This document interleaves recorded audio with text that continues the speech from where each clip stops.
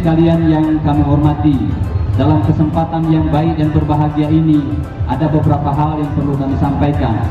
bahwa kegiatan ini adalah tidak hanya sekedar kegiatan ritual keagamaan, juga kita ingin melahirkan nilai-nilai ketuhanan sehingga kehidupan kita berbangsa, bernegara dan bermasyarakat bisa terjalin dengan rukun antar umat beragama, rukun antar umat beragama dengan pemerintah, dan rukun antar sesama kita. Yang kedua juga harapan kita semua, semoga di Pulau Kemarau ini menjadi objek wisata yang selalu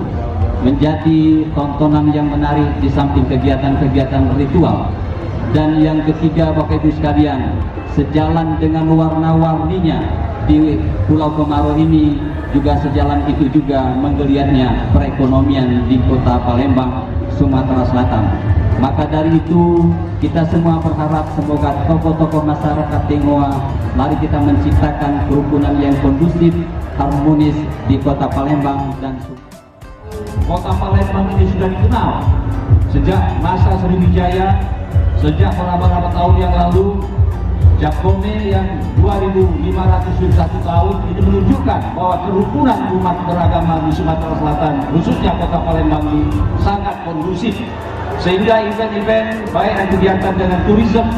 dengan sport, semuanya bisa dilaksanakan berkat dukungan dan partisipasi dari seluruh umat.